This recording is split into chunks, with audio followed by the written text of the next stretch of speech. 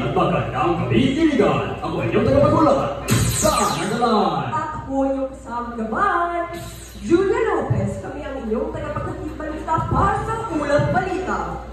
Sa ipapawin ng impormasyon, Ulat Balita ang iyong kasangga. At bilang kwentong mahalaga, DXSC ang number 1. Para sa ulo ng mga init na balita. Vice Presidente Sara Duterte, hindi dadalo sa pagsisiyasat ukol sa Confidential Funds. Dating Caloocan City Congressman Agay Eresio na umaasang bibigyan ng sila ng konti sa firma ang kanyang petisyon. Mga users ng Gcash na wala ng 1,000 piso sa kanilang mga account. Isang kasasayang pagtutulungan, ipinunida para sa bawat corona ng Miss Universe. Ang oras sa buong kapuluan ay alas 8:59 ng gabi, araw ng Lunes, ika-18 ng Nobyembre, taong kasalukuyan.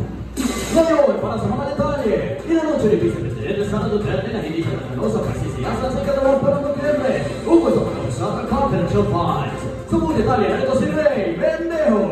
Noong nakaraang Miyerkules, nakatanggap ng impitasyon si Duterte para tulo sa pagsisiyasat ukol sa gera kontra droga ng nakaraang administrasyon. Imbes na tumalungan ka namin niya ng hospital na sulat sa komite upang may paliwanag yaman ng hindi pagdalo at ng affidavit ukol sa Confidential Funds. Kawag na tumalungan ng Setyembre ay inarawan ni Duterte na nakarang sa pagsisiyasat pinagkapag-akaya ng oras. Sinabi ni House Representative David Suarez na dapat kumuha ng pagsisiyasat upang magkaroon ng klarifikasyon na nakuha sa Confidential Funds. Nag-uulat, Ray Bendejo. Maraming salamat, Ray. Para sa mga balita, pagkapos ng local election party ng Supreme Committee, nagsidag ng Caloocan City Congressman Alisen na dapat iliglarang null and void ang kontrata. Para sa komentaryo, narito si George Cañete. Ayon kay Elise, pinalakalang ipawalang visa ang joint venture na pinapipitakan ng Commission on Election of Covenant at Clearing System. Anya, kung kumalas ang isang kasama sa joint venture, wala na rin visa ang partnership. Para sa darating na halalan 2025, nais ni Elise na makamit ang maayos at tapat na paglaganap ng eleksyon.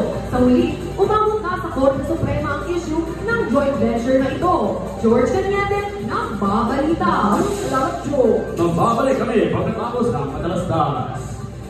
Ang isa sa mga karaniwang Christmas scams ay ang love scam, kung saan may magpapanggap na interesado sa iyo sa social media. Hello, kamusta ka po? Okay lang, ikaw? Pagkatapos na makuha ang iyong tiwala, maghihingi siya ng kaunting pabor, kung saan hihingin niya ang iyong personal na impormasyon. Gusto niya hingin ang aking bank details? Okay, Lods! Naku! Kinuha niya lahat ng pera ko! Mag-ingat tayo lagi sa kung sino ang mag-usap natin sa social media dahil maraming tao ang hindi nakikipag-usap sa iyo para lang sa pag-ibig. Nagbabalita.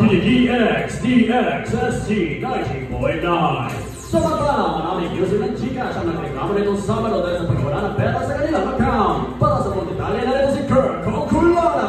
Marami ang nagreklamo sa pagkawala ng kanilang pera, kabilang na ito ang artista na si Pogwa. Nawala na ng piso ang nagsabi halos na kung hindi na naging kung kumalaro malumima sa kanyang pera. Nanawagan ng digital sa Gcash, ibalik ang kanyang nawalang pera ng mga customer.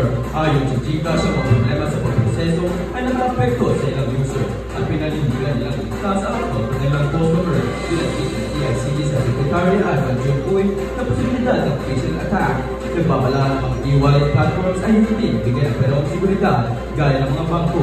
Nagbigay ng mga payo ang DICD sa publiko na huwag ibigay ang one-time password or OTP at maging maingat sa mga link na pasok at sa pagpapalit ng password. Para sa ulang balita, Rupong Bulanda. Maraming salamat, Kirk. Sa kabilang ipinimuli tayo ni ang corona ng Miss Universe na susuotin ng bago ang bawal ngayong taon. Era Duluan para sa latest chika. OMG! Ang corona nito ay pinangalanan ng year of happening Almighty Infinity na nagsisilbing liwanag at pag-asa para sa mga bawli.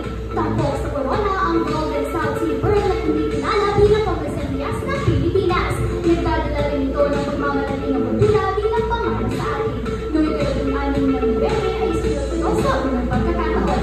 Era Duluan, ito ang aking nagnindig na latest chika. At yan na po, 5 minutong pagbabalita. Balitang nagbibigay sinag sa puso at iwa. Balitang tapat. Balitang sa Sa mga hindi na pa rin magpapayan sa mga liwayway. DXSC